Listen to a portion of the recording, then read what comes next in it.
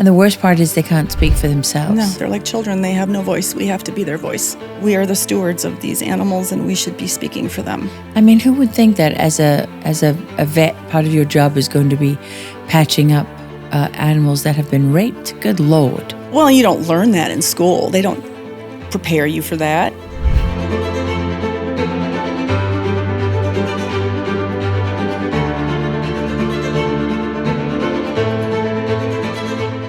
Welcome back to Going Rogue with Lara Logan. We have a great show today, but first, a message from our amazing sponsor. So 10 years ago, GiveSendGo was founded with a simple but powerful idea: to be a platform where people could easily and safely and confidently raise money for the causes that matter most to them. But they knew money can only go so far to meet people's needs. What is more powerful than money? They turned crowdfunding into a bridge to share the hope of Jesus and the power of prayer. Hope that brings comfort to the grieving, peace in the midst of uncertainty, and courage in the face of fear. GiveSendGo has woven prayer into everything it does because they believe that prayer truly changes things, and so do I. So much so that it's the only crowdfunding platform in the world with a pray button and a dedicated hope team. The pray button lets people send and receive prayers right on every campaign page, while the hope team personally calls to pray for every single campaign, reminding people they're seen, they're loved, and they're never alone.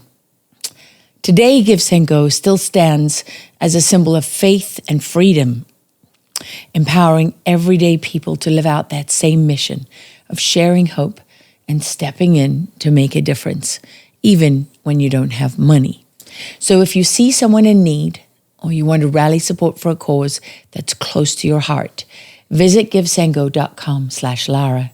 Start a campaign today and use our special coupon code LARA2025 for reduced fees and receive even more of what you raise. That's GiveSendGo.com/Lara, where help and hope and prayer go hand in hand. So my guest today is someone whose name you probably have not heard, but I suspect that when you hear this, when you hear what she has to say, you will not forget her. Eva DeCozio has been a vet for more than 30 years. Why am I talking to her today? Because when we met, we talked about a subject that's very close to my heart. As you probably know, if you follow me, all of my animals. I think we're at 10 dogs and 9 cats right now. I know. I don't want to hear about it. 4 of the puppies are still looking for homes. But what caught my attention so much when I talked to Eva was that after all those years of being a veterinarian, she had some very significant things to say. And there's a huge parallel with some of the issues that we're grappling with ourselves as parents and grandparents, with our children and with ourselves. And what is that? One of the biggest issues is vaccines. Have you ever wondered, why is it you have to vaccinate your dog against rabies every year when the vaccine probably makes them immune for life? One vaccine. And when there are other ways to test whether your animal is immune or not. So that's one of the things we're going to be talking about today. We've been talking a lot about vaccines on the show. It's something that now the evidence is growing that not only have people been targeted, but animals have been targeted too. And a growing number of ranchers, farmers, all kinds of people that I've been talking to are not vaccinating their animals anymore. So vaccinations is one thing. The other part of it is the health of our food and what that is doing to animals. And then the other part of it, well, it's hard to talk about, but it is in a similar way that people have been normalizing pedophilia. I regret to say that the same thing has been happening with normalizing sex with animals. And that's something else that Eva and I talked about from the very first time we met, something I wanted her to come on the show and talk about because it affects so many animals and so many people, these issues. So Eva, thank you so much for being here. I see Studio Dog there. Honey has taken a liking to you, which is really funny because our normal vet at home, the moment he walks in the door, all the animals start growling. He said to me he became a vet because he loved animals and all they do is run from it. Yes, normally, right. We all become vets because we love them. Yeah. And then, well, it depends on the setting though, right? So if you're like a boutique vet like I am, they come in, there's no stress really. And what is a boutique vet? A lot of holistic veterinarians are more boutique, not your regular hospital where you walk in. There's a reception area. There's already a vibe and an atmosphere in a veterinary hospital and a smell, of course. And then the animals already get stressed. They remember. They hate it. I mean, I literally do have 10 dogs, and not one of them ever wants to go. Yeah, honey. So in a regular setting, they're very uncomfortable. And then they get taken away to the back. Yeah. And they get violated, blood draws, anal, Yeah, animals don't like blood draws any more than children, right? Not typically, no. So, Eva, you were a vet for 30 years. Mm-hmm. This was something you wanted to do from the age of 4, all your life. Yes. Me too, by the way. Cliché. I wanted to be a vet from 7. Well, it's never too late. Oh, yeah, it's too late. But you gave it up. And I saw you we met just before you were grappling with that, very difficult issue of retirement. Mm-hmm. And tell us why. I retired from regular veterinary medicine, and now I only practice holistically, boutique veterinary medicine. So, what is boutique veterinary medicine? So it's individualized to the patient. It's holistic, typically. So I don't see 3 patients in an hour. I see a patient an hour. I usually see cases that are chronically ill, cancer, autoimmune diseases, vaccine injuries, or patients that are young that want to prevent these things from happening in the future. So I didn't even know before we met that holistic veterinarians exist. Yeah, we're a well-kept secret. And a growing breed? Not fast enough, unfortunately. The old guard like me, we're hoping to bring in younger veterinarians. Unfortunately, they have to go out on their own and do this because when you come out of the system, you are trained just like a human doctor, Western, and you have no holistic training, no natural medicine background at all. You're trained by the pharmaceutical industry and the food industry and academia. And so all the same influences that govern us absolutely in so many different ways, right? Mm-hmm. Big pharma. Mm-hmm. So what's the headline then? What was it that you saw that bothered you so much that you turned away from what you had learned in veterinary school and went the holistic route? Well, I've been doing holistic for 21 years. So it started while I was still practicing as a integrated vet, I would say. Western and Eastern, or Western and holistic. What opened my eyes about 8 years out of school was a young dog that came in and with bad hips, and he was 4 years old. And so what do? We give you an anti-inflammatory, and then we check your liver every 3 months to make sure we're not damaging your liver, or surgery. There's never and I thought, gosh, he's 4 years old. He's going to be on pharmaceuticals the rest of his life. We're going to damage his body with these. We're going to cut his life short, and I'm not going to fix anything. I'm not making him better in a sense. I'm taking care of his pain, but at what cost? So I thought there has to be more. So I went down the acupuncture route. So I started acupuncture 21 years ago and then added in Chinese medicine. And during that time, I looked for other alternatives. You have to do this on your own. You know, veterinary schools don't give you these, okay, here's what all you can do as an alternative. So I started doing stem cells 20 years ago to help animals regenerate, arthritis, kidney disease, So you can use a lot of natural methods to help regenerate the body. So from there, I went and got a degree in herbal medicine, and just kept going, ozone, adding in some homeopathy, although I'm not a trained homeopath, but I'm using homeopathics and no-sodes. What are no-sodes? No-sodes. While the global financial elite has been secretly accumulating wealth through cryptocurrency, ordinary Americans have been systematically excluded. So today, I want to tell you about BlockTrust IRA. They're bringing crypto wealth to everyday people using advanced AI technology that breaks the stranglehold of the hidden powers who control our financial system. I've partnered with BlockTrust IRA because I believe there's an intentional barrier between regular people and financial independence, and it's created by those who don't want to share what you're entitled to. BlockTrust IRA has a powerful trading platform, Animus AI, and it works 24/7, analyzing market data and executing advanced crypto strategies beyond the simple buy and hold.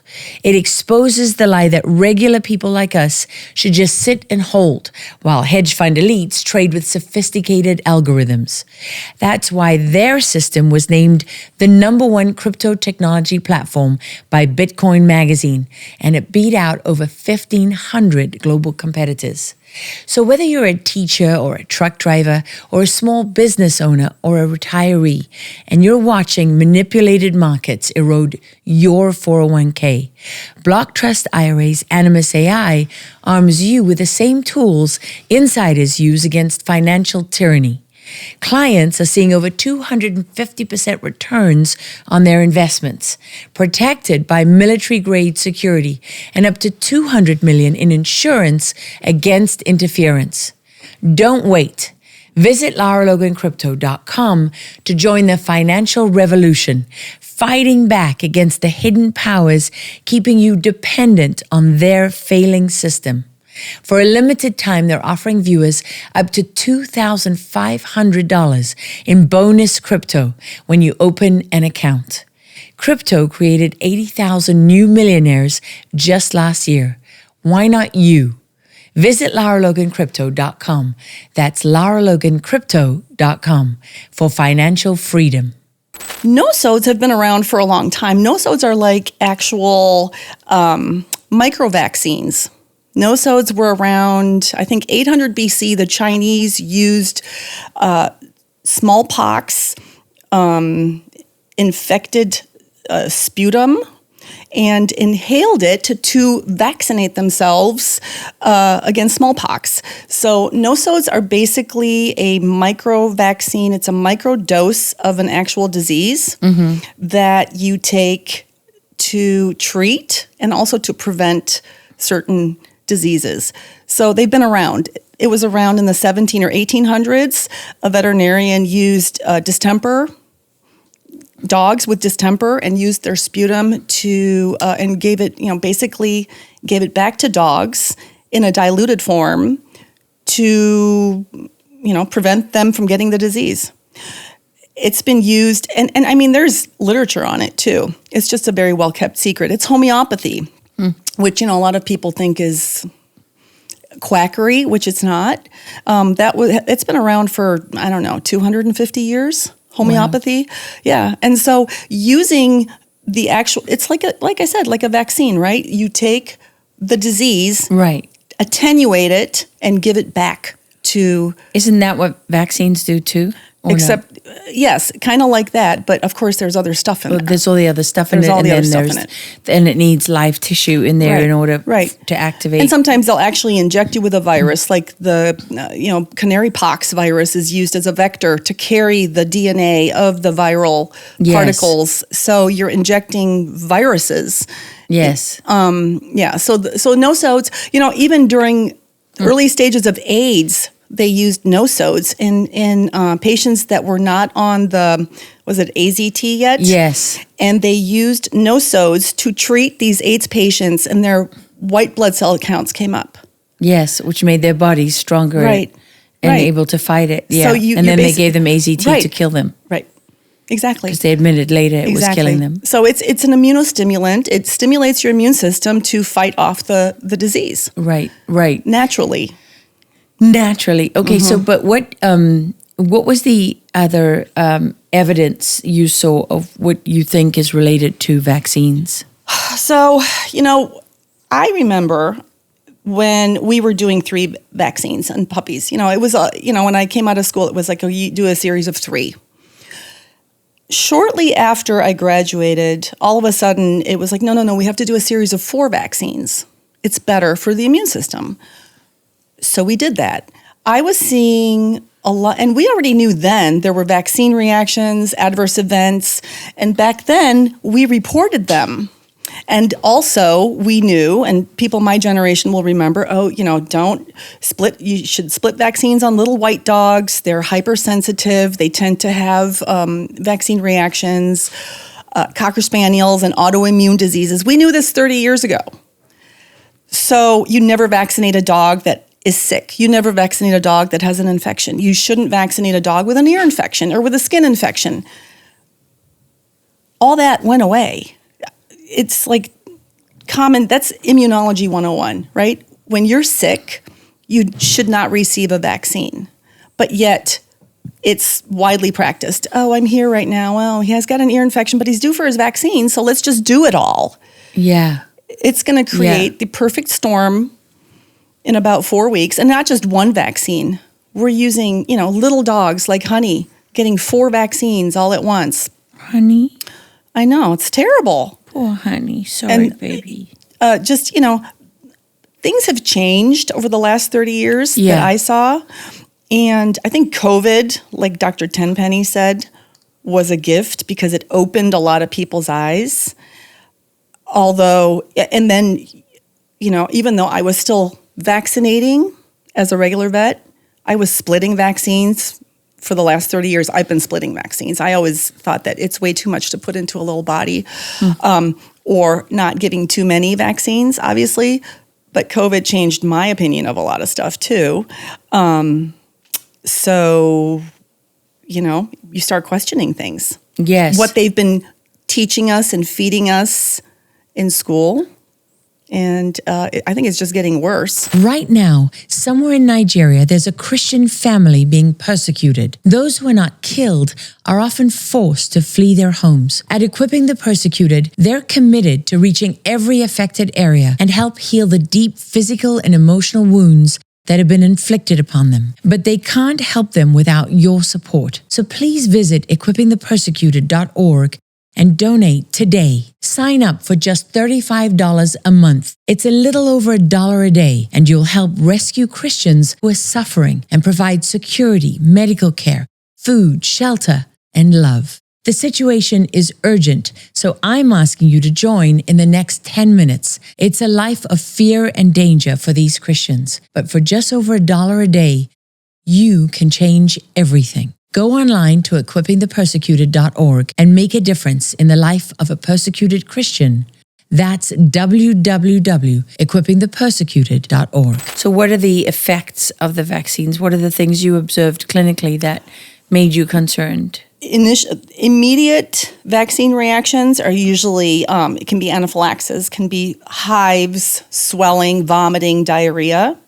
It's usually the long-term effect, about 3 to 4 weeks later, autoimmune diseases, autoimmune hemolytic anemia. I'm treating a dog right now that had a rabies vaccine, and 2 weeks later she had encephalitis and seizures, and just horrible.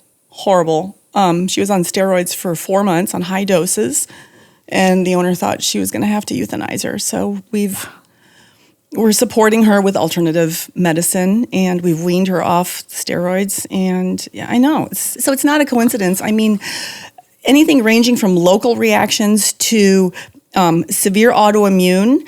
I'm seeing young dogs with cancer. So the question of turbo cancer in animals, why all these young dogs with cancer? And they're all, of course, I can't prove it, but they're all vaccinated. Yeah, I was going to say the first thing, the counter to what you're saying will be, Yes. well, how do you know that was caused by the vaccine? That's not the vaccine. No. That would be one counter. Right. And then the other counter would be, well, you're putting animals and people at risk if you don't vaccinate.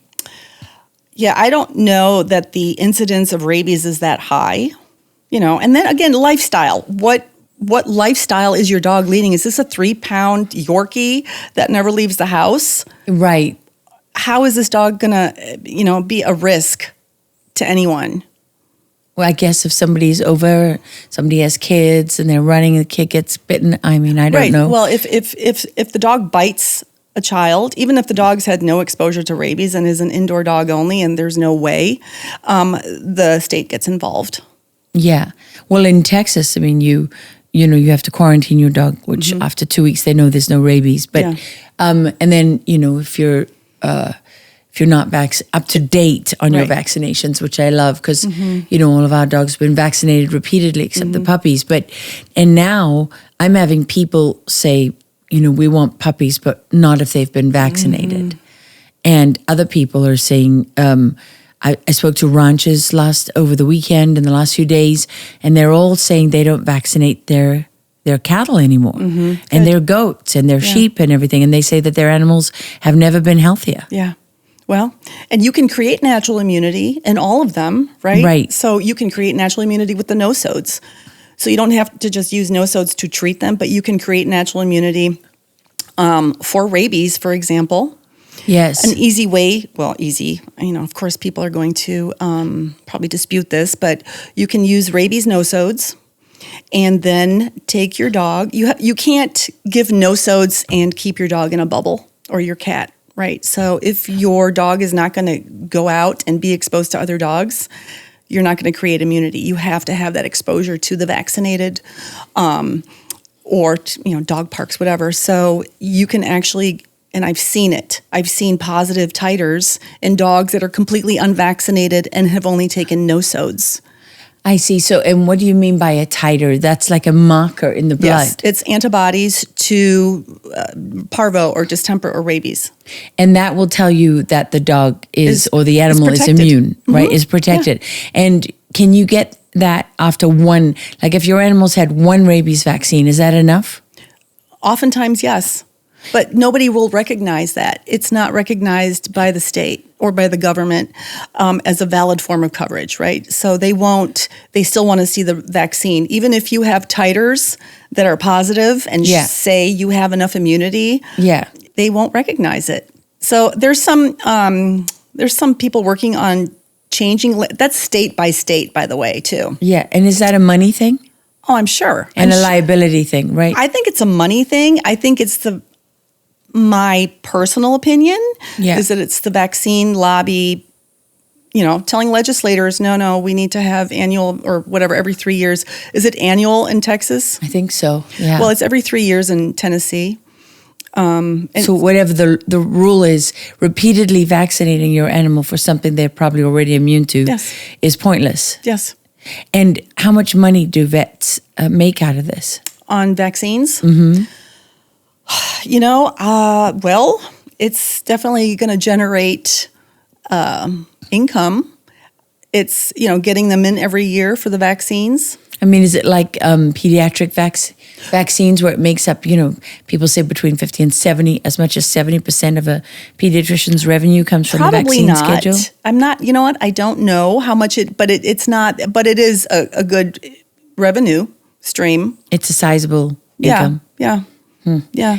Okay. And then the other thing that you and I talked about that was so disturbing was that you said you had seen a rise in the sexual abuse of animals. Yeah, it's very disturbing. I mean, I saw this probably even 15 years ago. It's not reported. And of all the 50 states, when I did my training, we don't get this kind of training in vet school. So you are not trained to recognize sexual abuse in animals. At least when I was in school, it was not discussed. I did a residency in pathology. It wasn't brought up there either, and that's pathology, right? So maybe it's changed. I doubt it. When I did my training for forensic pathology, I think it was in 2008, it was with law enforcement. Yeah. There were 9 states that had mandatory reporting in the country. Now it's about 20. There's still states that have no reporting, and that's any abuse. That's not just sexual abuse, that's any abuse. There's still, I think, 3 states in the country that you don't have to report it. Then there's the ones that can voluntarily report abuse, which to me is crazy. That's crazy. I mean, if we are not reporting as a veterinarian the suspicion of abuse or abuse, then we're co-conspirators. Right. Because violence against animals is violence. Yes. In any form, right? But it's not mandatory. There's no reporting laws that are for all the states. It's some states have it. And what's the kind of violence that you would see? Well, neglect is a form of violence. I've seen kind of, disturbing things like hoarding, physical abuse. Hoarding? Hoarding. What do you mean? Like dogs, hundreds of dogs sitting in confined areas, and people it's a mental illness where they have, 100 dogs all in cages sitting in their own feces. Yeah, it was awful. Wow. Yeah. Where was that? When? Where? Oh, in Arizona. So this is a thing people do? They just hoard animals? Yes. In confinement like that? Yes. Well, and then somebody ended up turning them in. So then the police goes in. So again, this is all, the police have to be doing the right thing as well. And a lot of police don't have the training on the humane treatment of animals, or they call it just a dog or just a cat or just an animal, and then the chain of custody is broken or something happens and the case is tossed. So a lot of these cases, even if they do end up getting reported, are tossed and the perpetrator walks. So including sexual abuse. And those are super underreported. So, because you have to see somebody doing it. Nobody's going to turn themselves in. No. And I had a case where the neighbors saw the neighbor abusing their dog. And they brought the dog in. And we did a rape kit on the dog. So I called the police, and so we did exactly, how you're supposed to do it with a police report, a rape kit, and it did come back as the guy's DNA.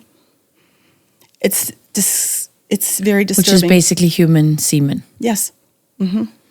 Yeah, it's appalling. It's appalling. But when I did this training, we learned that most sexual deviants or predators, when they started abusing children, they've started with animals first.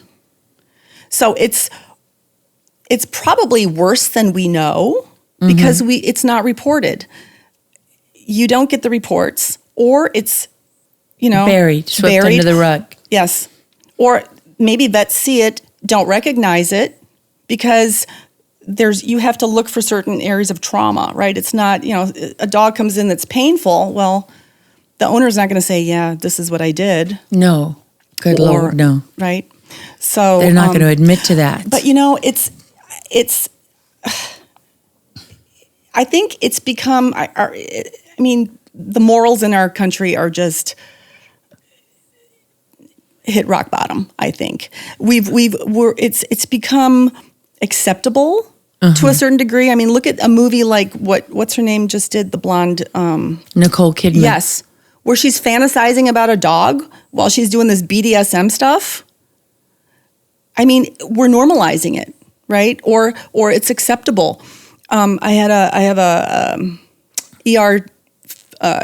a client who's an ER doctor, a pediatric ER doctor, so she sees everything up to 18, right? So teenagers.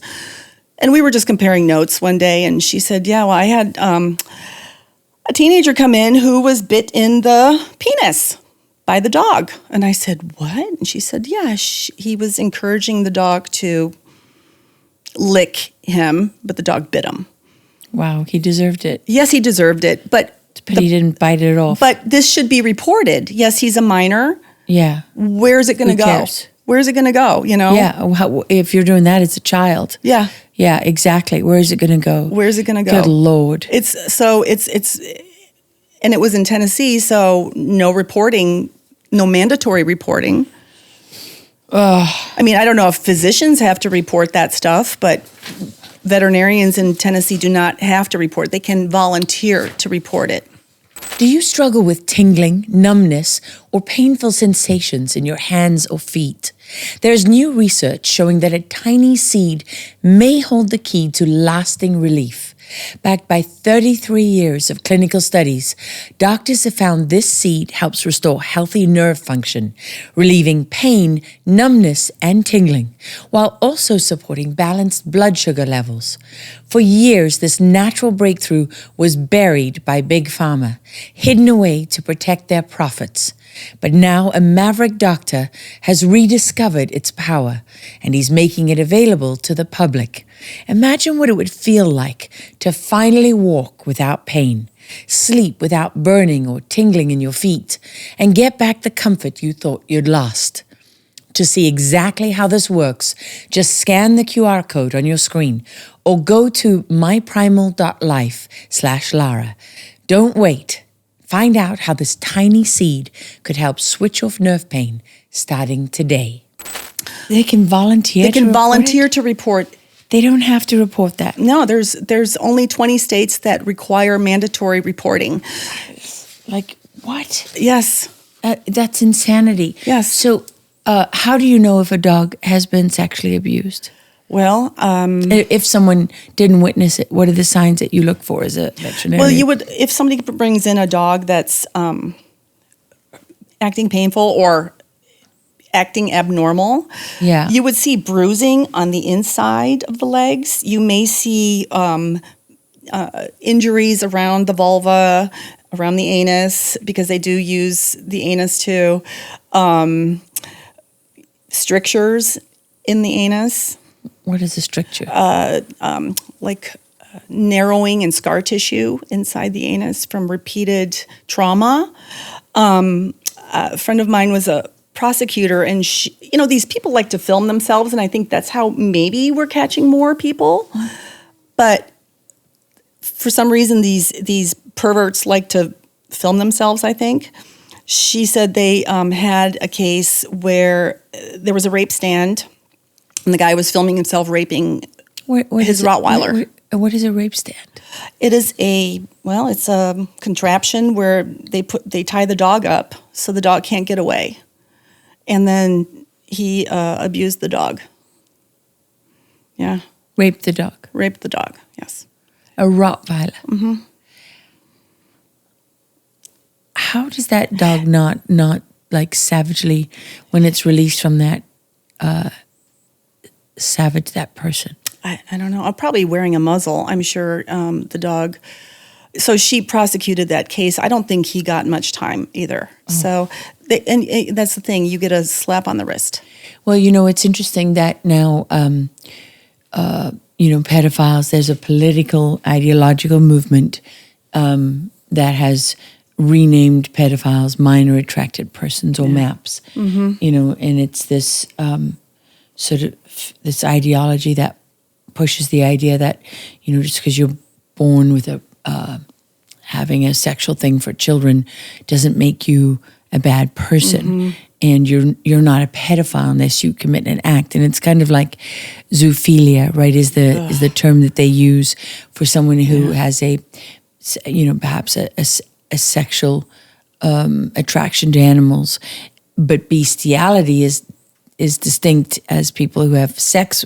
Yes. And engage in sexual acts with animals. And I was, researching and reading about it. And of course, there's a school of thought that bestiality is not really about the animals. Ugh.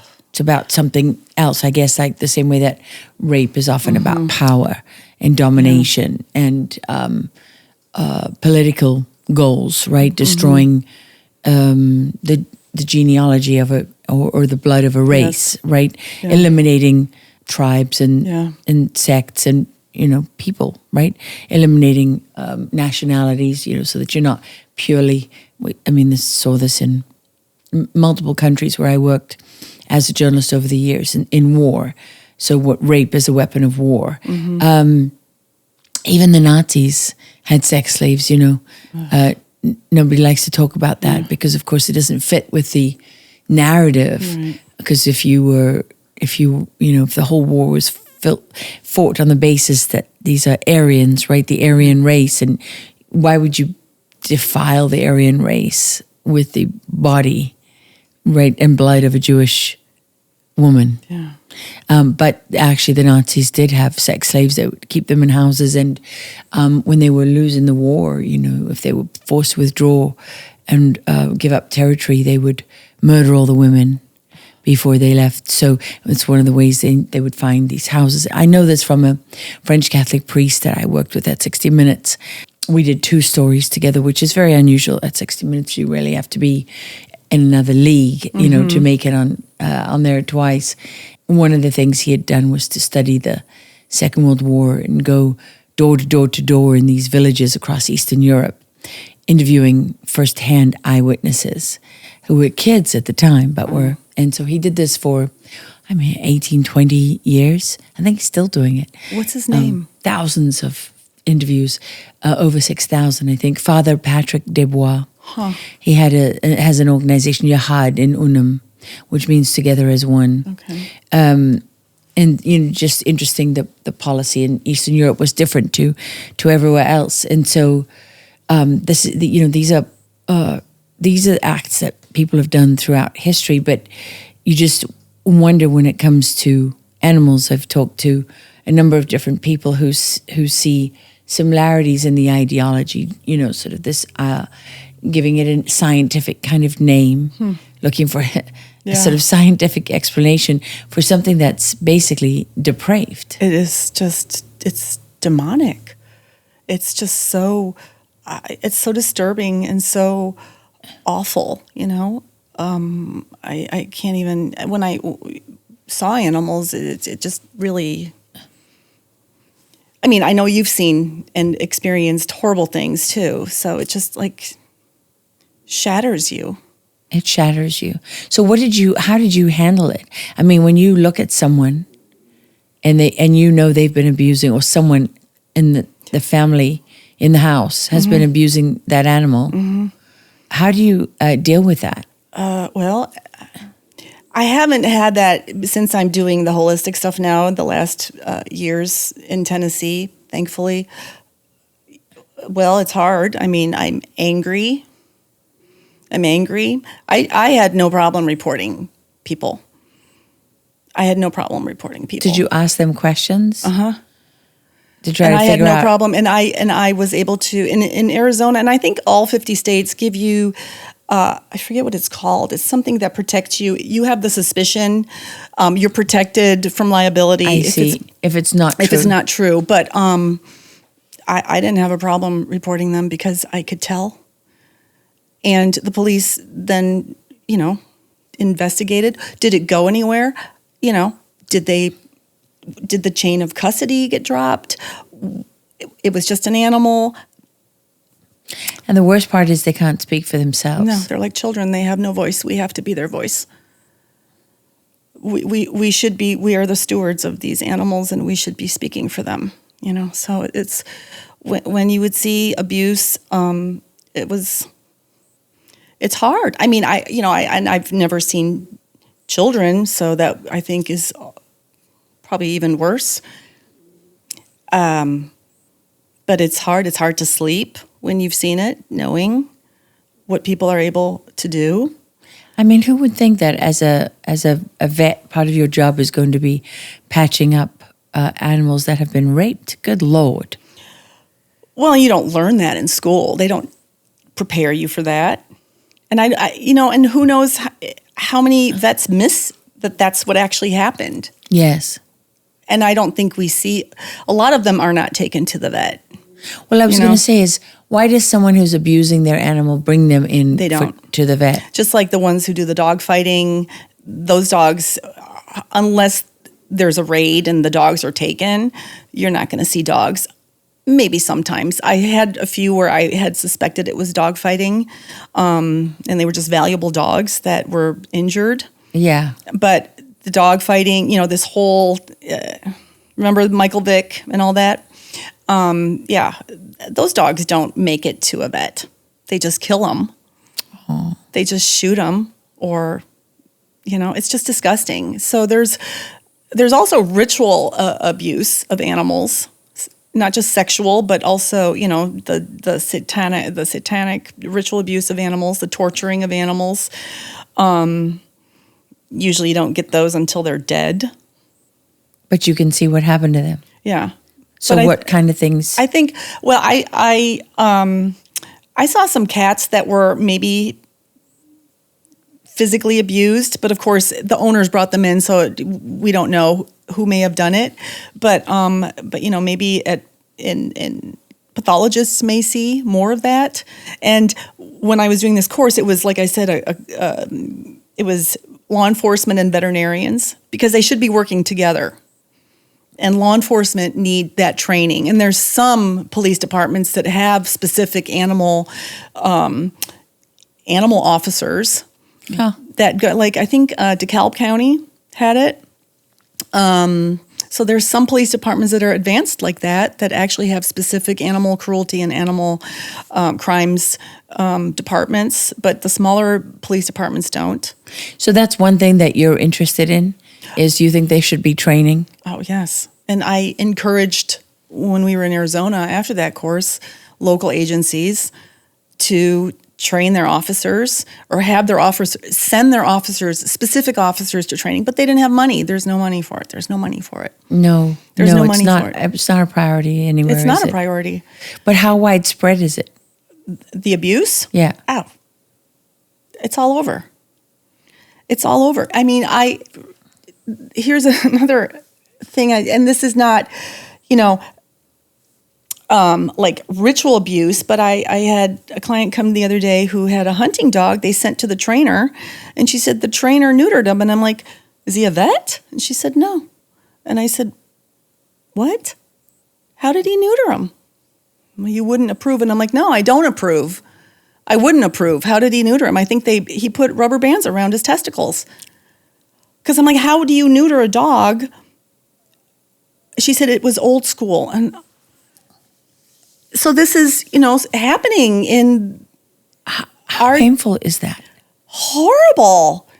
It's horrible. What kind of dog was he? A setter. Oh.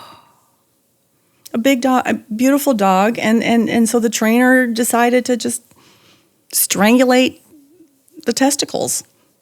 And I mean, I'm assuming that's what he did, because how else are you going to castrate a dog that's without drugs? He's not just going to stand there, and if you cut off his testicles, he'll bleed to death. So he must have done it with rubber bands or tied him off somehow.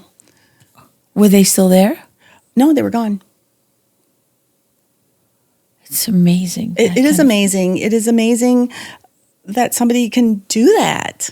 Where's your humanity? Where's our compassion?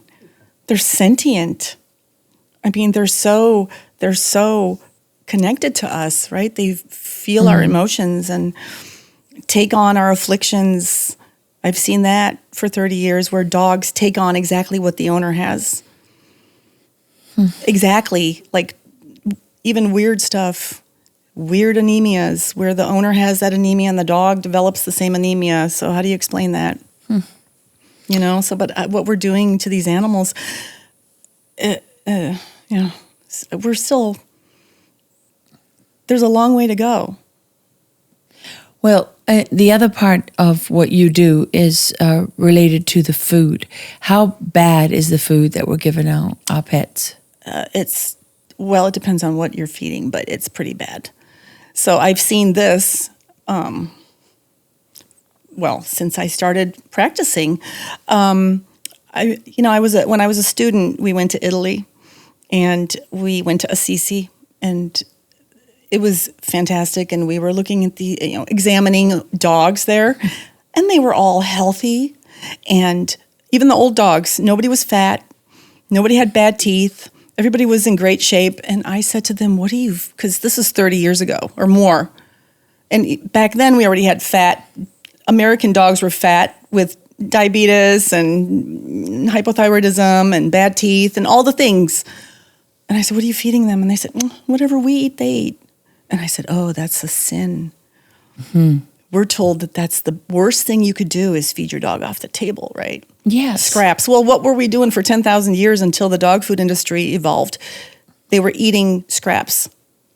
And yes, I always say to people, what do you mean human food is bad for them? I mean, so dog food is good for them? Yeah. I mean, that's ridiculous. It's heated up to 5,000 degrees. So there's no nutritional value left. They have to add the nutrients back in.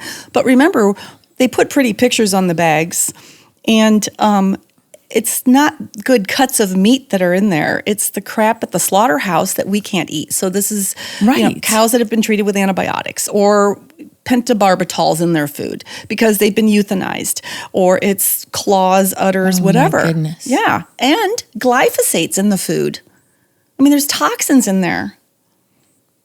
Even these foods that advertise as if they're, there's ancient grains and know this and know that.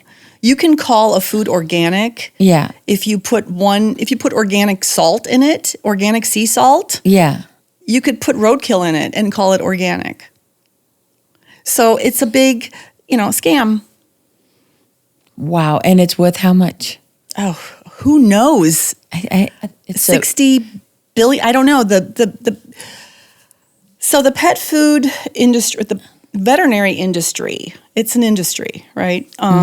It's, I don't know how many billions of dollars it's worth, but they tap into it because of our emotions, right?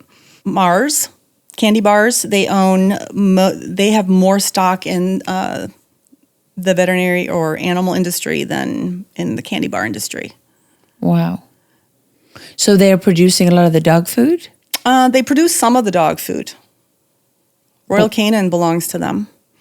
But, like Colgate, I think, owns Hill's Science Diet. Waltham, Purina, I forget. They're all owned by big corporations. So it's monopolies again, pretty much like the meatpacking industry, right? Where it's Tyson's and I think it's Cargill, I can't quite remember, but there's 4 companies that dominate meatpacking. And so small farms are disappearing, and, the mom and pop shops, right? Whether it's family farms or family businesses, the middle class is under assault by these monopolies, and nobody enforces antitrust laws. No. If you're feeling sluggish or bloated or low on energy, it could be a clogged liver. Your liver handles detoxification, digestion, metabolism, and more, making it the most vital organ for overall health. But processed foods, alcohol, and stress can overburden it, leading to fatigue and weight struggles and other issues. That's where UltraLiver comes in, formulated by Dr. Josh, a practicing physician with over 25 years of expertise. This supplement provides a deep cleanse to unclog the liver and flush toxins. UltraLiver has sold over 500,000 bottles and earned thousands of 5-star reviews from satisfied users. It targets chronic fatigue, bloating, and skin problems while restoring energy, mental clarity, and optimal body function.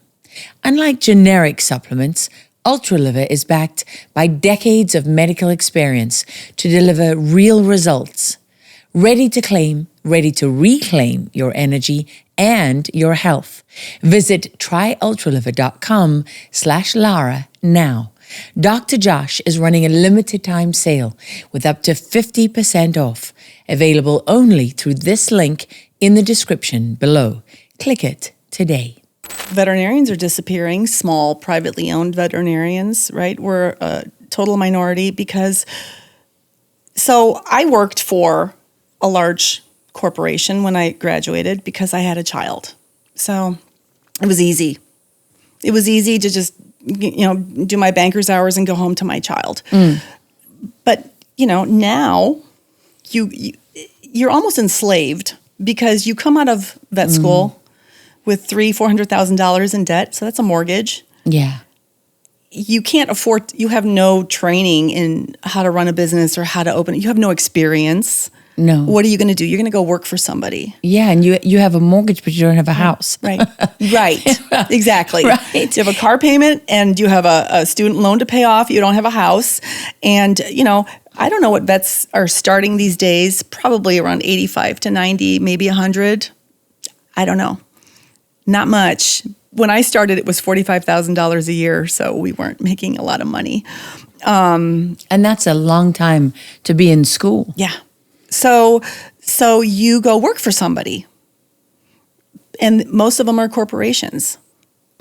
So the small vets are, and when you want to retire and sell your practice, a regular person can't afford to buy that anymore.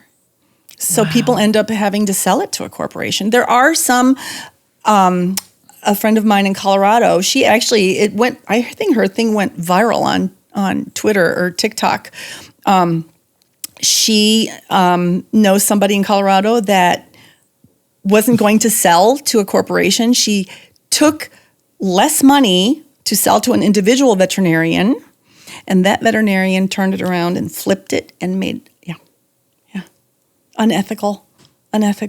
Wow. So you can try and do the right thing and make sure that, I know a vet in Tennessee who he will not sell unless it's a private owner. So who has millions of dollars? It takes millions to buy a business. Millions to buy a business like that. How do you know that the food is not good? Well, I tell my patients, my clients, anything processed, anything extruded is no good. Extruded? Extruded. What does that mean? So heated up to 5,000 degrees. I see. All the moisture is taken out of it, and then it can get rancid, so they have to add more antioxidants into it, natural or synthetic. It's the kibble. It's the cardboard stuff, you know? So dehydrated, freeze-dried is good. Yeah. It's much better. Fresh is the best, of course. So what do you mean fresh? real food. Okay. I'm just thinking I'm not slaughtering any animals to feed my animals. No, but there's dehydrated. That's not gonna happen. The dehydrated, somebody, amazing person actually, very nice man, sent me a bunch of dehydrated dog food. I didn't really know what it was. I opened a bag and the smell hit me, and I was like, "What is this?" And it was chicken feet. I was like, "Oh!" I was like, "No, I don't. I don't want to put my hand in this bag and give my dogs a bunch of chicken feet." And then there were chicken heads, and there was some, they loved it. Yeah, sure. And there were duck body parts and things. So the dogs loved it. Yes. It was a hit, but it was it went very quickly when you have 10 dogs. Yes. Yes, you need These things are expensive. You know what? You should probably get with a local butcher. Yeah. And it doesn't have to be all the good cuts of meat. You can use, as long as it's not vaccinated or treated with antibiotics, you can use the stuff that organ meats.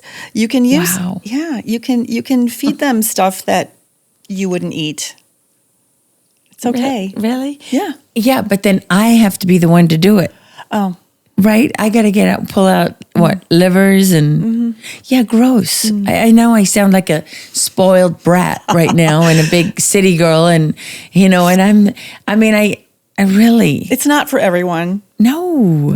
I do know people who make their own dog food, but first of all, I'm not still I'm not in one place long enough to cook for my children, let alone it's a lot of my work. 14 my million husband animals. is retired, so he can cook for the dogs now. So Okay, so if you can't cook for your dogs and you don't have the one tiny little pooch that you can just, you can get the special the special stuff, right? Because all of that special stuff comes in small packages. Yes, yeah. I've been looking at it, and I go to Tractor Supply and I get the biggest thing of dog food that I can find. Yeah. So, but what do I do? Well, you could consider something like, can I say a brand? Sure. Like Honest Kitchen. Yeah. I think they're reasonable. They're reasonably priced. You can get bigger bags, and you can probably talk to them about getting like a. How big is big to you? Well, I'm talking about the bag this big. I've looked at Honest Kitchen. Yeah. Their biggest bag isn't more than about 12 pounds. I'm talking They've 60, got- 70, 80 pounds. well, they have some of the clusters that I think are 30. Okay. I mean, they're dehydrated, so you can Yeah. reconstitute them. And I know you're probably looking at the powder that has to be reconstituted. So it's a box with powder, and you add water to it. That's not happening. No, I know. That's not happening. It's work. So, let's see. Are there any, besides Honest Kitchen, are there any other good brands out there? Dr. Marty's. Dr. Marty's. Yeah. Okay. Dr. Marty. But all these other ones with, So science diet and all these things. you want to avoid. And I'm not suicidal. Just in case. Is it dangerous for you to? You know what?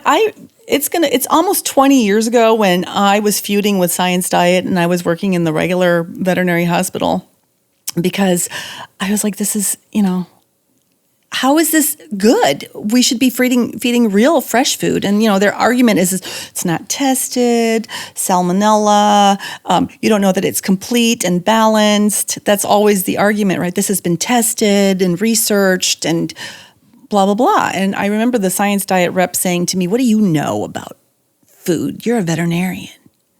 Yeah. What could you possibly know? You're a doctor who treats animals for cancer. But he's right, because veterinarians don't get nutrition training. Our nutrition training comes from Science Diet or Royal Canin. You don't like them either? I like them better than Science Diet. Okay, what about what about all the other big brands? I mean, there's a lot of promises these days that this is non-GMO and this is, I heard, is it Katherine Heigl has a brand out that I think, what's it called? There's so many. There's a couple years ago, there were 3,500 different dog food brands. 3,500 different dog foods. So you got to be, I don't know. And then this website called Dog Food Advisor or something like that. It's a dentist who's evaluating dog foods. Wow. Yeah, I know, because I'm like, who is this? Is this some kind of an advisory board? It's just a con. Yeah. And I heard that this is over a $500 billion industry. Oh, yeah, it's huge. That's how much money they're making out of pet food. It's huge. It's before you even get to. So I think Catherine Open Farm, I heard, is pretty good. So maybe you can get some kind of a deal with them. Advertise for them, and then they'll give you a break. Well, more I'm just trying to think for people, generally, if you're worried about, because today, what I'm hearing from farmers and from ranchers and pet owners and veterinarians is that there's rise in cancer in pets. Is that right? Yeah, absolutely. And that's in part linked to the vaccines. I'm sure it's all the inflammation in the body, and a lot of it comes from the food. So when you see 3-year-old dogs with cancer, I'm seeing young dogs with cancer. Some of them have been on, low quality dog food. Of course, they're vaccinated. So what? How can you tell which is which? It's overwhelming inflammation in the body. I see that causes these issues. So it starts with these, and then it doesn't always have to be cancer, but you see all these young dogs with these chronic skin issues, chronic ears, skin. And what do? We put you on Apoquel, which I don't know if I can say that here, but Apoquel, everybody's heard of it. It's the miracle pill for allergies. And I am going to say, can I get sued? I don't know, but I mean, I'm not in a position to say I don't know, you can't. but here's my lived experience. You're right. My lived experience is all these dogs that have been on Apoquel for years, daily, end up with, their immune system is severely compromised, and they get cancer. So how bad overall do you think things are when you look at the pet industry between all these issues? Well, it's kind of like the human thing. It's like we don't fix anything. It's a circle. It's a vicious circle of we make you sick, we keep you sick, and here's the drugs to put a Band-Aid on it. Here's a special diet for whatever, your chronic kidney problems, your skin. Skin is a huge one. That's why they came up with these drugs that are a Band-Aid. Nothing ever gets fixed. So my goal is to fix the immune system, and because the immune system is everything, right? So there's so many things you can do to fix the immune system. I mean, it's like peeling back layers of an onion. You have to get to the core of what's causing all this. The chronic autoimmune stuff, the skin issues, the cancer. Cancer, in effect, is just the most severe form of inflammation. Right? So you're constantly making cancer cells, and if you have a good, strong immune system, you're killing those cancer cells. When your immune system's in the dumpster, then cancer starts taking over. And the animals are the same. Absolutely. Absolutely. So food, vaccines, drugs, antibiotics, steroids, all of it. So what do you see happening with holistic medicine then? How is it effective? So there's no quick fixes with holistic, right? It's a multi-pronged approach with multiple modalities. So let's take, for example, cancer. So I've been using ivermectin and fenbendazole for my cancer patients. Not everybody responds the way I want them to. Some of them respond incredibly well. And, it's gone. Cancer is gone. But I also use Chinese herbs. You can use ozone. Ozone's amazing. Ozone disappeared in the 1930s. What is it? Ozone is like a super oxygen. Ozone is a biologic. It has 3 oxygen atoms, so it's not stable. But if it's utilized the proper way, so these 3 oxygen atoms, so the third atom is not really a free radical, like it's called. It's more of an ion. So it acts as like super oxygen. It can scavenge free radicals. Ozone was around until 1930 in all the hospitals, and then Rockefeller showed up, right? Homeopathy was around until the 1930s. Even in American hospitals, they were using homeopathy and ozone and herbal therapies. And then Rockefeller School of Medicine appeared, and it all went away. I mean, he wanted to get rid of everything. So ozone can be used for cancer. It's antimicrobial. It doesn't cause any kind of resistances. So you can use ozone. It's a gas. So when you use the gas, you're not supposed to inhale it because it's an irritant. But you can use the gas and insufflate it rectally. It's absorbed. Goes straight to the portal vein, cleanses the liver, gets rid of the biofilm. It's like getting a super oxygen treatment. You can put ozone and saline and inject it. Have you heard of UVBI treatments? Remember Magic Johnson had HIV and he got rid of it? Well, he used UVBI, which is taking your blood, treating it with ozone and with UV light, and injecting it back in. And basically, you can get rid of viruses, bacteria, cancer. Wow. I mean, yeah. Wow. Yes, there's so much that people don't know.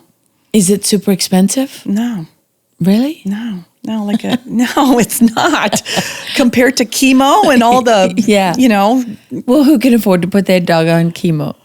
Some people do. Wow. Some people do. Yeah. And when you say patients, what are we talking about? Dogs, cats? Mm-hmm. Or any other animals? I see chickens, ducks, People goats, bring their chickens horses. Yeah. Yeah. I have a really great regenerative farmer that's close by, and I see everything. I mean, they're chickens, ducks, everything. So all these things that you're saying apply to all of those animals? Yeah. I do ozone treatments on them, and I encourage them to get an ozone generator so that they don't always have to come to me. Yeah. You need to know how to use this ozone, right? So and people have ozone generators in their homes so that they can do their own treatments. How do you do can it? nebulize ozone through olive oil, and it gets rid of upper respiratory infections. You can steam it, ozonated glycerin. So ozone itself is very unstable. So if it's in water or if it's in saline, after an hour, it loses its efficacy. And in air, of course, gone. But if you can treat glycerin, you can ozonate the glycerin, and it stays in the glycerin for 2 years. Wow. Yeah, and then you can use that, and you can use it topically.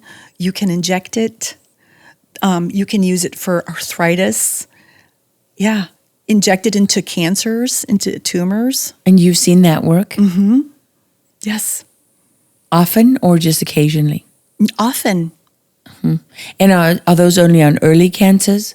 Or is it, No. Advanced. No? And you can use it for palliative care for like advanced cancers too. Mm-hmm. You can use other stuff like mistletoe.